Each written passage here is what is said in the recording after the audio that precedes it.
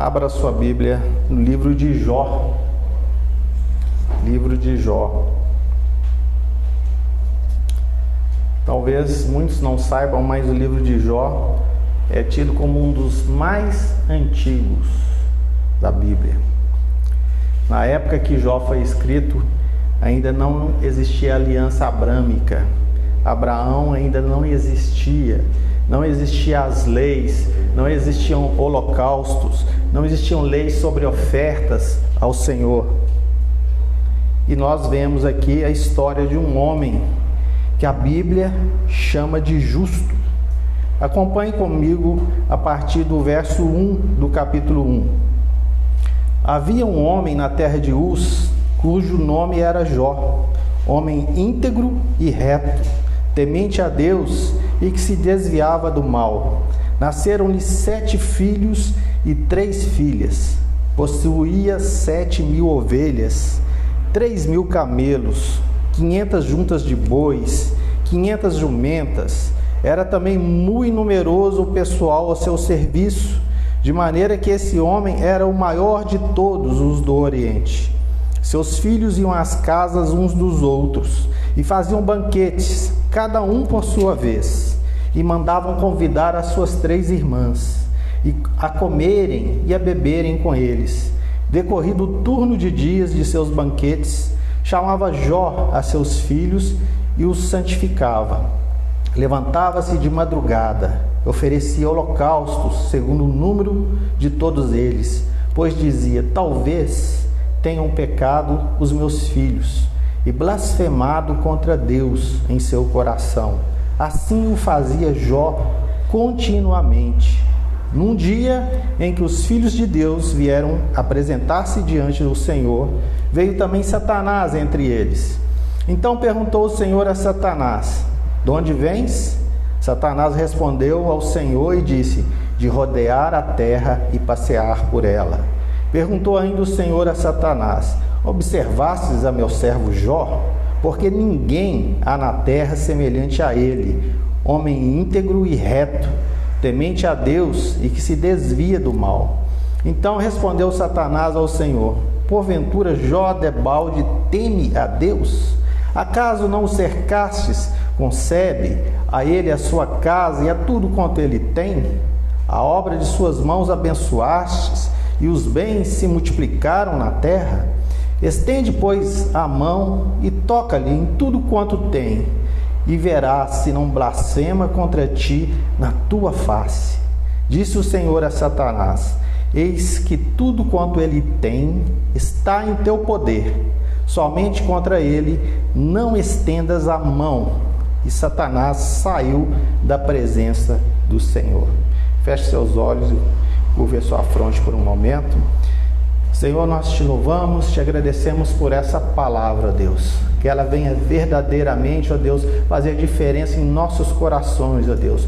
Como semente plantada em terra boa, Deus. Que ela possa germinar a 100 por 1, ó Deus. Ó Deus, prepara os nossos corações através da ação do Teu Santo Espírito, ó Deus. Para que possamos entender, ó Pai. Para que possamos, ó Pai, ouvir e escutar a Tua palavra, ó Deus. E aprender com Teu servo Jó a respeito das coisas, ó Pai, que serão faladas aqui nessa noite. Usa-me, ó Deus, como instrumento, ó Deus, da Tua palavra, ó Pai. Que eu diminua, que o Senhor cresça, ó Pai. E que a Sua palavra prospere naquilo que o Senhor a designou. Em nome do Senhor Jesus. Amém e amém. Graças a Deus. Podeis assentar. Queridos, o livro de Jó, ele ocupa um lugar muito particular na palavra de Deus. Ele tem um caráter totalmente próprio, né? Ele ensina algumas lições sobre a vida em que nós não encontramos em nenhuma outra parte, em nenhum outro livro. É um livro valioso para que nós aprendamos um pouco mais sobre certas questões da vida. E o livro de Jó, ele faz parte das Escrituras Sagradas, porque ele é considerado como um livro realmente inspirado por Deus. Não se sabe exatamente a autoria do livro de Jó, mas as verdades contidas nesse livro, elas são verdadeiras e elas trazem alento a uma série de inquietações em que o ser humano tema em perguntar, né, ao Senhor: por que, Senhor? Por que do sofrimento? Por que aconteceu isso comigo? Por que eu perdi isso, Senhor? Se eu tenho sido justo, por que aconteceu isso com Jó? Se Jó era um homem, como diz a Escritura, temente e íntegro a Deus, ao ponto do próprio Deus elogiá-lo diante de Satanás. E por que então aconteceu tantas coisas com Jó? Por que Jó perdeu tantas coisas? Os seus bens, a sua família, as suas filhas, os seus filhos, sua esposa, a sua saúde, a sua dignidade, a sua honra diante das pessoas. Tudo isso Jó perdeu. Como esse homem lidou com todas essas coisas? Nós temos muitas coisas para aprender com Jó, inclusive naquilo que Jó estava sendo provado, e que nós vamos, no decorrer dessa mensagem, discorrer um pouco mais a respeito disso. A primeira coisa que a gente vê e que salta aos nossos olhos é a prosperidade de Jó. Jó era um homem muito próspero. A palavra diz que ele era sincero, reto, temente ao Senhor e se desviava do mal.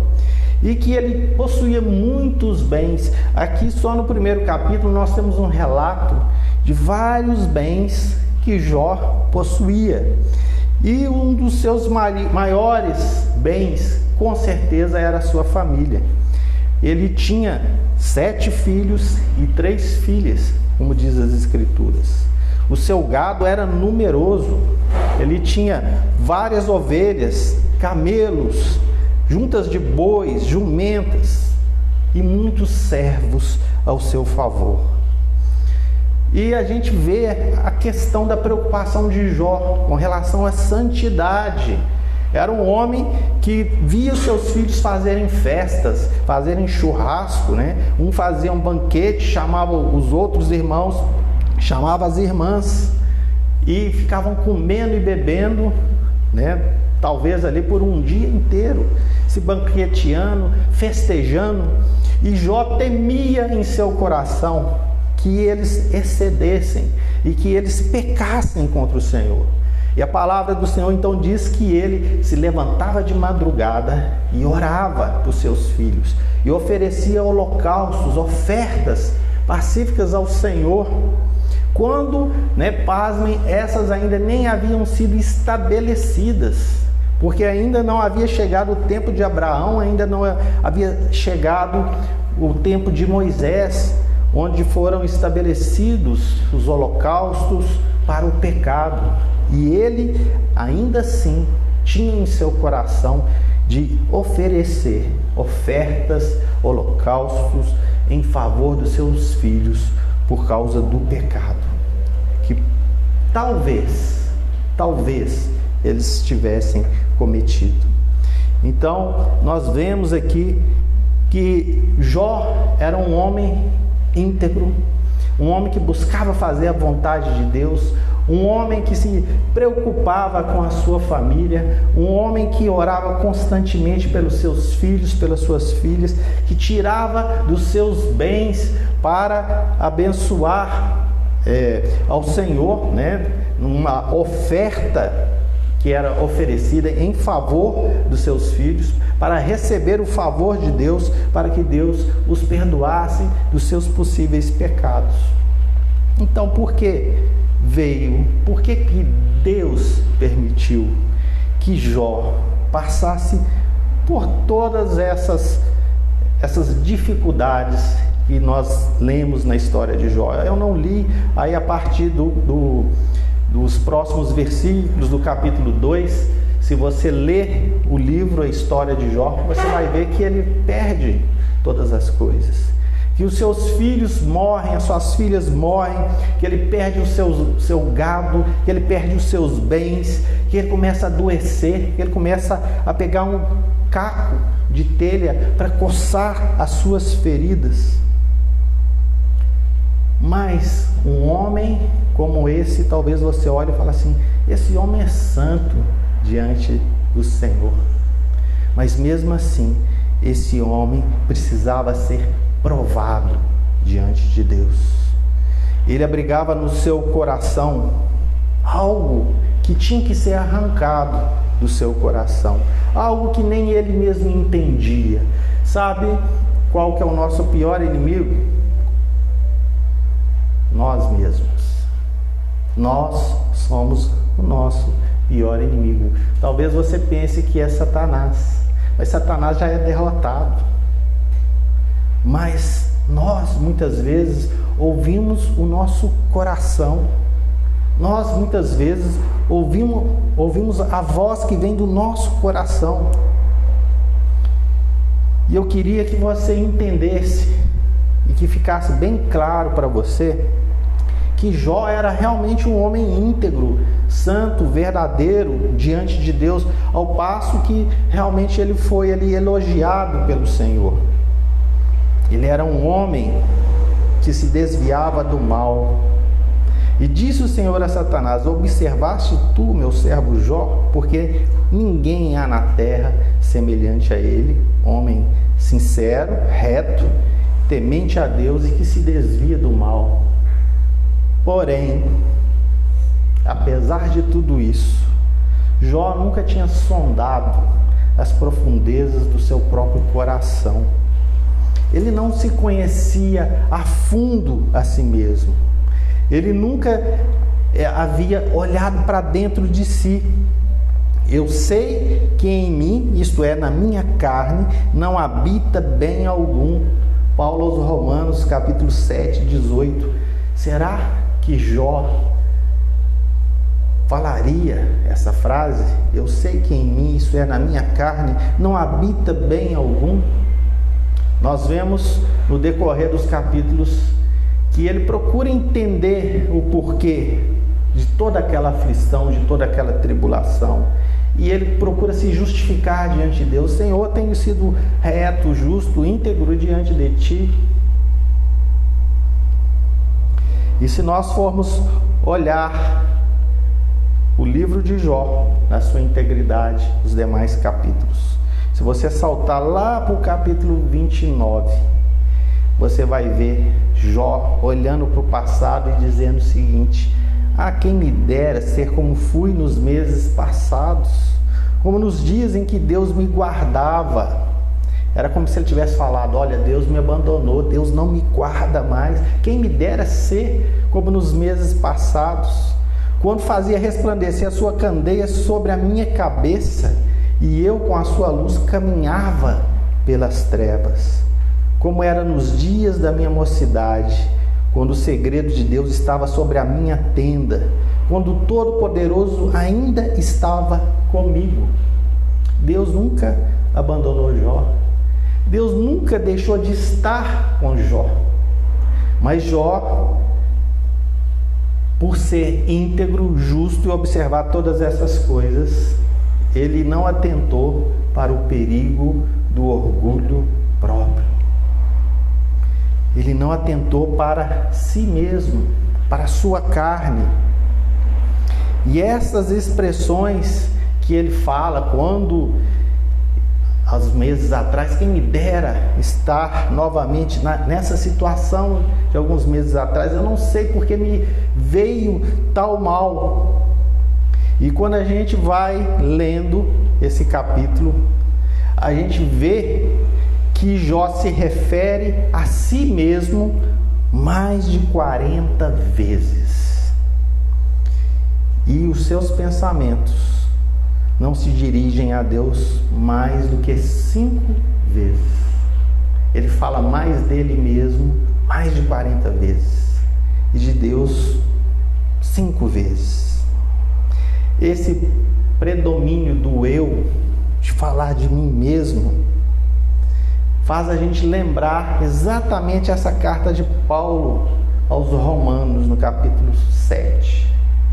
Não sabeis, vós irmãos, Pois que falo aos que sabem a lei, que a lei tem domínio sobre o homem por todo o tempo que vive, porque a mulher que está sujeita ao marido, enquanto ele viver, está ligada pela lei, mas morto o marido está livre da lei do marido, de sorte que viver no marido será chamada adúltera, se for de outro marido, mas morto o marido, livre está da lei, e assim não será adúltera, e se for de outro marido.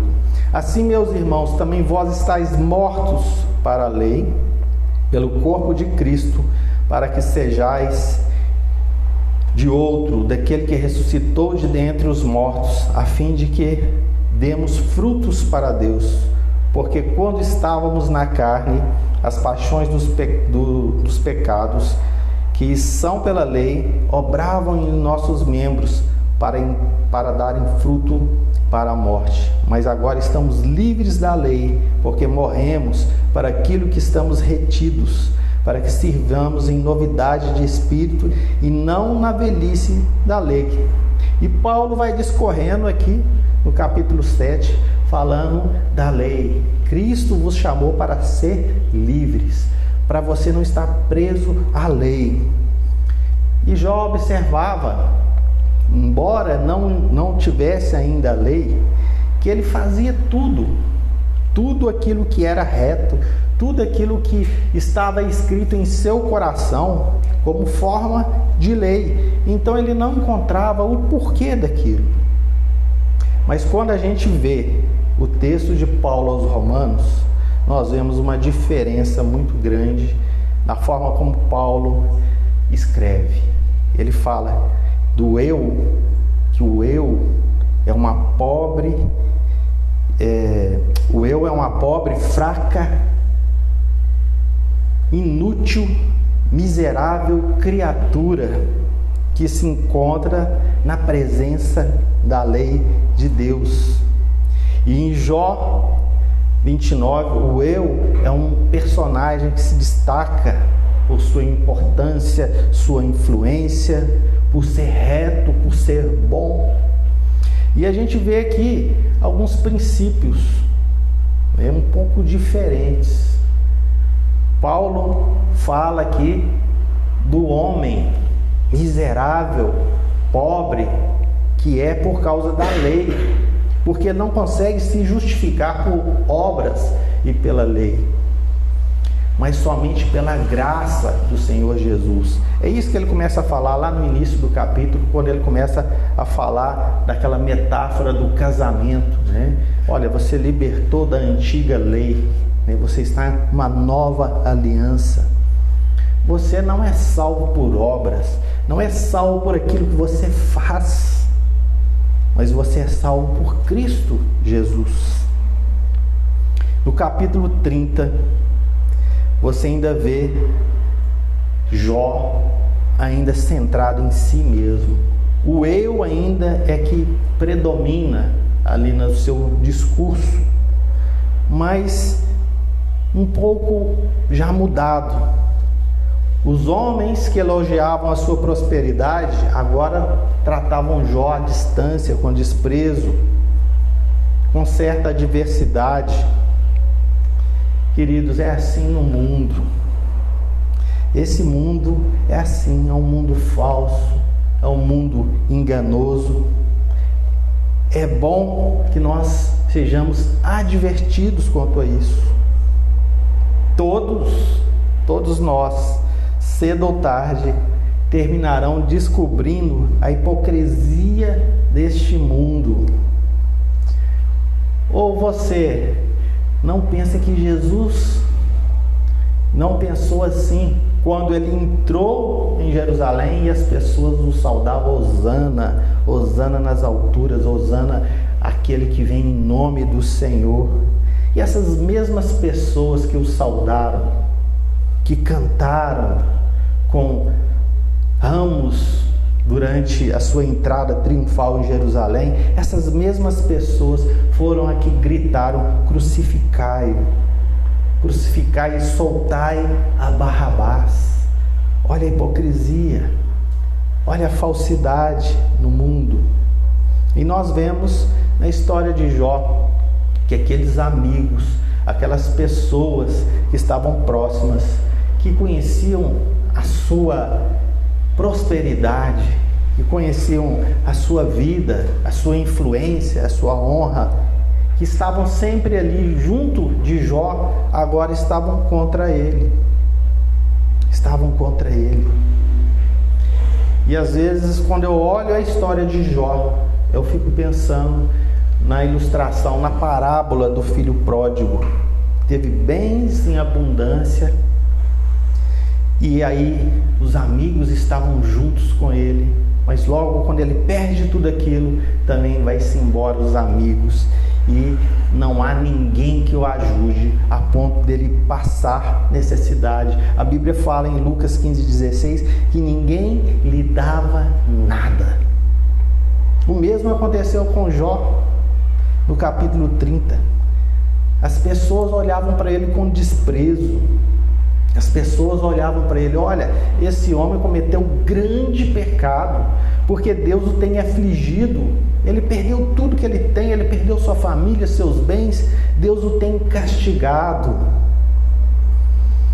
E é isso que a gente vê Jó falando no verso 1 do capítulo 30. Mas agora se riem de mim os de menos idade do que eu, e cujos pais eu teria desdenhado de pôr com os cães do meu rebanho. Agora eles estão rindo de mim. Pessoas mais jovens que eu, pessoas que têm que respeitar pelas minhas cãs, pelos meus cabelos brancos, mas eles riem de mim. Agora, queridos, Jó começava a pensar em tudo aquilo que ele teve, que ele perdeu, e por que que ele perdeu. Sabe, irmãos, lidar com perdas é uma coisa muito difícil. Não são todas as pessoas que conseguem lidar com perdas. Não são todas as pessoas que conseguem entender um propósito de Deus atrás de uma perda. Jesus é manso e humilde de coração. Ele recebe todo o desprezo do mundo. Ele é desenganado ali pelo seu povo Israel, que o deveria acolher. Mas a gente vê em Mateus 11:26, ele aceitando pacificamente a vontade do Pai. Sim, o Pai, porque assim te aprouve na sua oração. Assim te aprouve, porque eu só quis fazer assim, dessa forma. O mais e o melhor, o excelente dos homens, quando medido a estatura de Cristo, não chega nem mesmo à sua sombra. Jó, que era homem reto, íntegro e justo, como a gente viu no primeiro capítulo, quando medido na estatura de Cristo, não chega nem mesmo à sua sombra. E ele começa a botar para fora uma torrente, de coisas amargas contra os seus semelhantes. Ele amaldiçoa o seu dia de nascimento. Depois disso, abriu Jó a sua boca e amaldiçoou o seu dia, e falando disso: pereça o dia em que nasci, e a noite em que se disse, foi concebido um homem. Capítulo 3, verso 1 a 3. Como entender isso na boca de alguém que é reto, justo, íntegro e que teme ao Senhor? E quando você olha outros exemplos na Bíblia de outros homens santos, você vê também o exemplo do profeta Jeremias. E quando vem todo aquele mal, Jeremias é conhecido como o profeta chorão. Ele foi perseguido, foi torturado, martirizado, foi jogado num poço quando Jerusalém estava sendo invadida. E ele diz: maldito o dia que nasci O dia que minha mãe deu à luz não seja bendito. Maldito o homem que deu as novas ao meu pai, dizendo: nasceu-te um filho, alegrando-o com isso grandemente. Jeremias amaldiçoou até mesmo o homem que veio trazer a notícia para o pai dele que ele havia nascido. Que linguagem, irmãos! Só da gente pensar isso, dele amaldiçoar uma outra pessoa, amaldiçoar o dia do seu nascimento, a gente fica pensando: será que isso saiu da boca de alguém que teme realmente ao Senhor? Somente Jesus é imaculado. Somente Jesus sofreu provas mais numerosas e mais difíceis do que Jó. Somente Ele sofreu tantas coisas, mas não saiu um murmúrio dos seus lábios. Será que nós somos como Jesus? Será que somos como Jó? Será que somos como Jeremias? Quando vem a tribulação, quando vem as perdas, será que nós murmuramos? Será que nós amaldiçoamos certas coisas e pessoas por causa dessa tribulação, por causa desse problema? A história de Deus mostra a história dessas pessoas mostra os caminhos de Deus, que são diferentes para mim e para você. E talvez todos vão ter que passar através de um processo de despojamento, de esvaziamento de si mesmo, de entender que nós não somos justos por nós mesmos, nós não temos uma justiça própria, mas a nossa justiça ela é emprestada, ela é dada pelo próprio Cristo. Alguns são trazidos a Cristo passando por experiências terríveis, né? Quantas pessoas vêm a Cristo porque estão com problemas, porque estão passando tribulações, porque têm experiências ruins, e muitas vezes, por causa dessas experiências, que às vezes podem durar até anos, talvez uma boa parte da vida das pessoas, essas pessoas não amadurecem. É muito doloroso, irmãos. O eu que habita em nós, antes ou depois da nossa conversão, ele deve ser conhecido e ele deve ser julgado. Foi isso que aconteceu com Jó. Deus nos quer como vasos vazios. Nós muitas vezes queremos estar cheios do Espírito, cantamos, buscamos, enche-nos, Senhor, mas Deus só pode encher aquilo que está vazio. Se os vasos estiverem cheios de nós mesmos, Deus não vai encher. Isso é uma verdade absoluta, solene e necessária nas nossas vidas.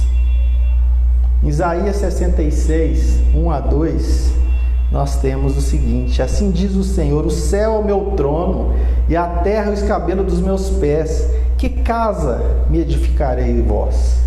E que lugar seria o meu descanso? Porque a minha mão fez todas essas coisas, e todas essas coisas foram feitas, diz o Senhor. Mas eis para quem olharei: para o pobre e abatido de espírito, e que treme da minha palavra. Esse pobre, esse abatido de espírito, é aquele que está vazio de si mesmo, é aquele que não tem esse orgulho próprio. E Jó estava aprendendo isso a duras penas. Deus nunca o abandonou, Deus o amava, e por isso mesmo ele sabia que Jó teria que passar por esse processo. Um espírito contrito e quebrantado é uma das grandes urgências do nosso tempo.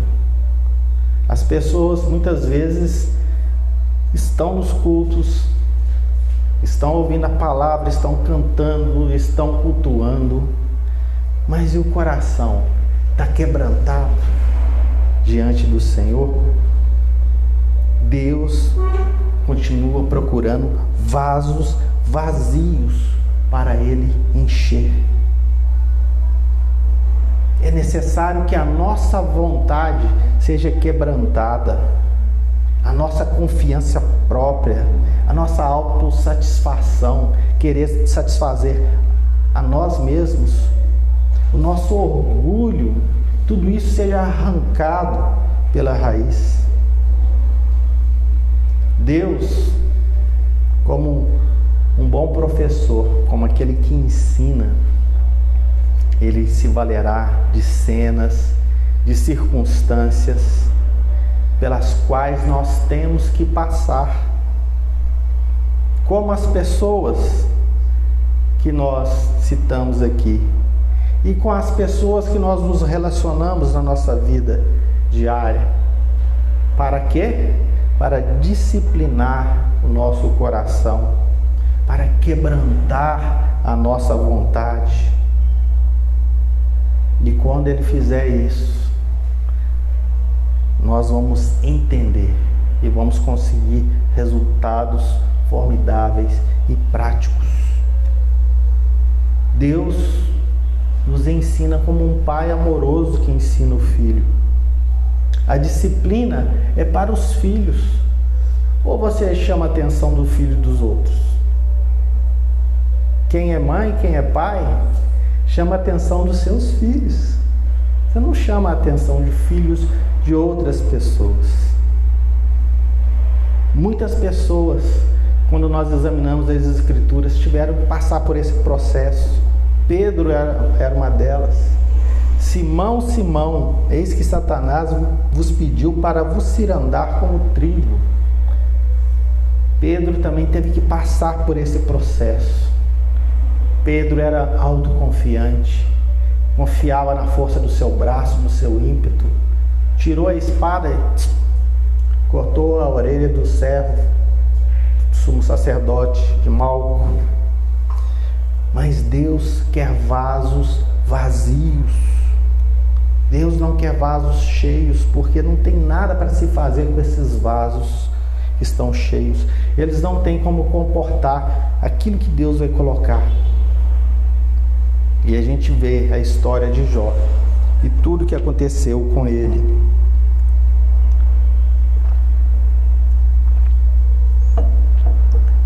Todo esse relato que traz o livro de Jó nos traz uma lição muito grande sobre as nossas vidas. Aquele era um grande homem de Deus, mas ainda precisava de passar por um processo de esvaziamento. E isso acontece lá no capítulo 40. Te aconselho durante essa semana, ler o livro de Jó. Leia 2, 3, 4 capítulos todo dia para você entender a história de Jó. No capítulo 40, ele fala: eis que sou vil, sou mau, nem havia todavia aprendido a dizer, por isso me abomino e me arrependo no pó e na cinza. Capítulo 42, 6. Eis que sou vil. Capítulo 40, ele ainda não estava pronto para dizer isso, mas lá no 42 ele se mostra arrependido. Me arrependo, me abomino no pó e na cinza. O objetivo de Deus com a experiência de Jó era expor aos olhos de Jó as profundezas do seu próprio coração. Talvez você passe por dificuldades, por tribulações, e talvez você pense: o que Deus quer com isso? Qual que é o propósito que Deus tem para mim, para a minha vida com isso? Deus quer fazer com que você olhe para o seu coração, para aprender a se deleitar na graça dele, na sua misericórdia, e não no seu braço, não na sua justiça. Temos que aprender, queridos, o que é graça. Temos que ter um coração contrito, entender que a nossa justiça não é nossa, mas ela vem de Deus. E a presença de Deus nas nossas vidas desperta no nosso coração sentimentos e pensamentos que estavam adormecidos, assim como Jó. Ele ainda não tinha suportado a perda dos seus filhos, dos seus bens, da sua saúde. Até mesmo Satanás usa a sua esposa para falar com ele: olha, amaldiçoa esse Deus e morre. Contudo, Jó amaldiçoou a si próprio, mas nunca proferiu uma palavra contra Deus. Talvez a gente pense, né? Olha, pastor, é fácil falar de Jó e talvez julgá-lo quando Deus nunca nos tocou da forma como ele tocou a Jó, as provas terríveis que ele teve que suportar. Mas, queridos, Deus conhece o limite de cada um. Deus sabe o que você pode suportar. A palavra do Senhor diz que Deus não permitirá, que nenhuma tentação seja maior do que você possa suportar. Aprenda com Jó. Ele conseguia suportar uma tribulação muito grande. Tem pessoas que não têm estrutura para suportar pequenas coisas. E é quando a gente está assim vulnerável, é que vem as pessoas para falar, para apontar o dedo, para nos acusar. Aí vieram os amigos de Jó. Veio Elifaz e começou a falar da experiência. Olha, você é um homem já ancião, você serve ao Senhor. Será que a experiência de vida não te ensinou nada? A confiança de Elifaz estava na experiência, no conhecer através da prática. Ele estava ali se baseando na sua própria experiência. Quando a gente vê o discurso de Elifaz, ele fala: eu vi, eu testemunhei. A experiência é assim. Todas as pessoas que pecaram contra Deus estão passando o que você está passando. A experiência conta isso. Quantas pessoas chegam perto de você quando você está passando tribulação e falam: olha, você está em pecado, senão não tinha acontecido isso com você. Será que você nunca ouviu isso? Eu já ouvi. Esse é o Elifaz falando com você. Depois chega Bildade e fala também um discurso não apoiado na experiência, mas na tradição. As coisas não são assim, Você fez alguma coisa errada. A verdade de Deus, ela é única. Ela é a única autoridade, não é tradição, não é experiência, é a palavra de Deus.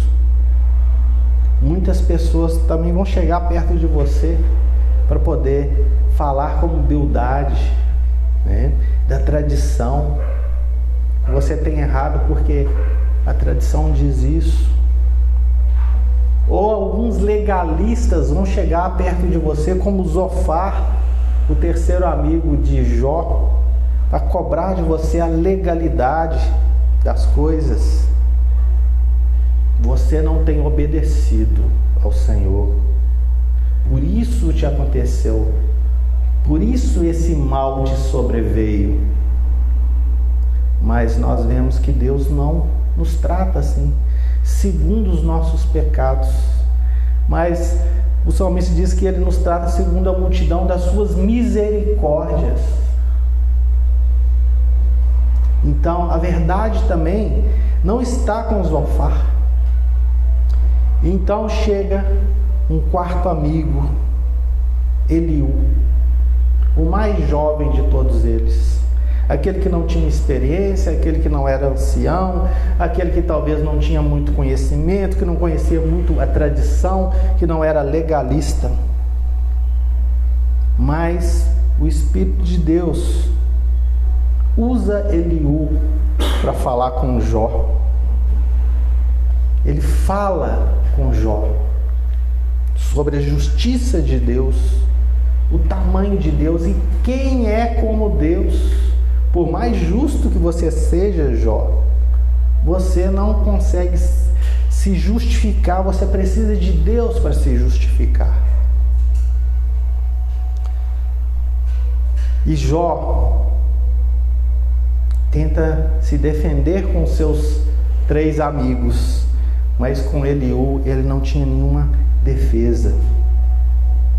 Eliú espera Jó falar por causa da pouca idade que ele tem, e ele diz: eu sou de menos idade, vós sois idosos, receei e temi de declarar a minha opinião. E dizia eu: falem os dias, a experiência, a multidão de anos, a tradição e a sabedoria, o conhecimento da lei. Na verdade há um espírito no homem, e a inspiração do Todo-Poderoso os faz entendidos. Olha, não é isso que vai te justificar, que vai fazer você entender a vontade de Deus. É o Espírito de Deus que nos faz entendidos. E Jó começa a perceber isso. Nenhuma voz profética havia chegado ainda aos ouvidos dos homens, nem a lei ainda havia sido escrita na época de Jó.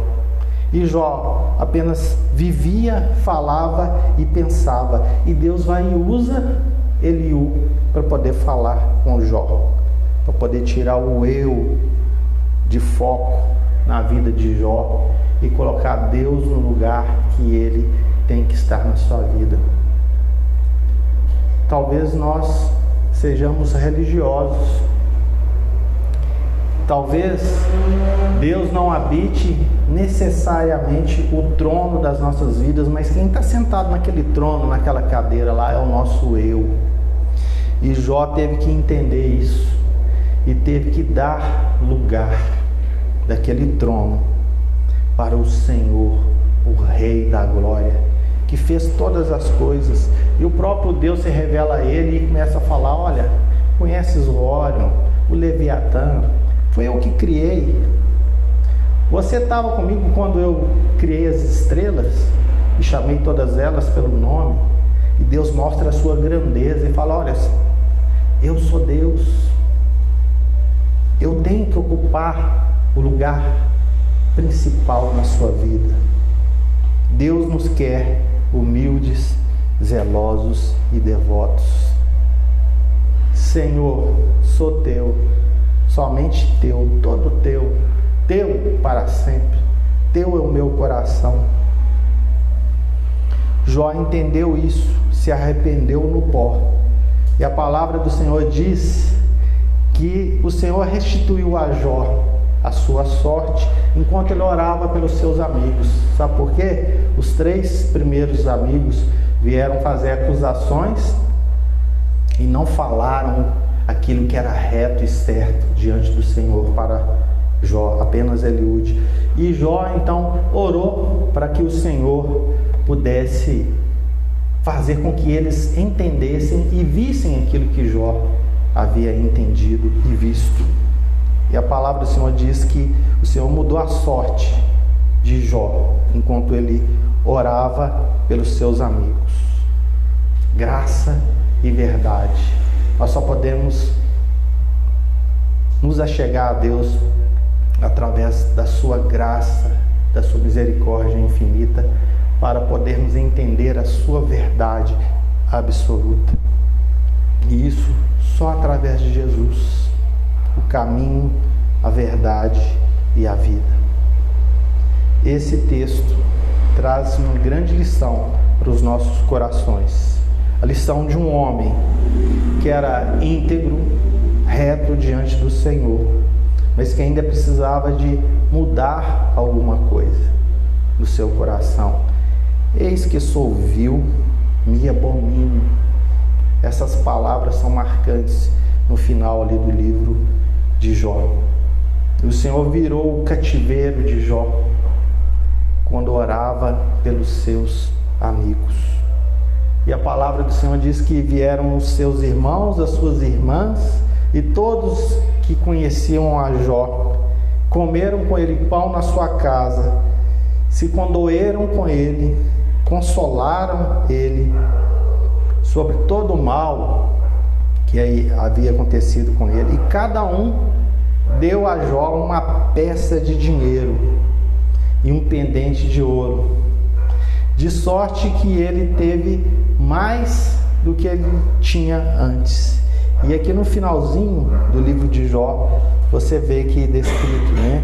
Ele tinha mais do que o primeiro, porque teve 14.000 ovelhas, 6.000 camelos, 1.000 juntas de boi, 1.000 jumentas. Também teve mais 7 filhos e 3 filhas. A Bíblia fala do nome dessas filhas: Gemima, Cássia, Querem, Apuque. Eram as filhas de Jó, belíssimas. A Bíblia fala que não havia mulheres mais formosas naquela região do que as filhas de Jó. E Jó deu herança também para as suas filhas. E viu os filhos dos filhos dos seus filhos até a 4ª geração. E aí a Bíblia fala que então morreu Jó, velho e farto de dias.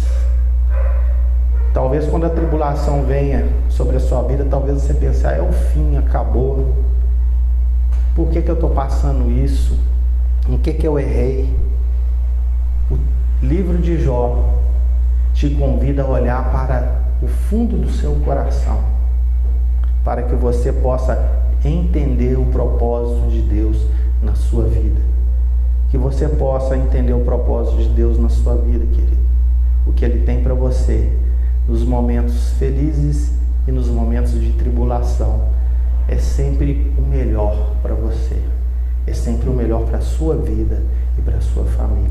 Amém? Feche seus olhos por um momento.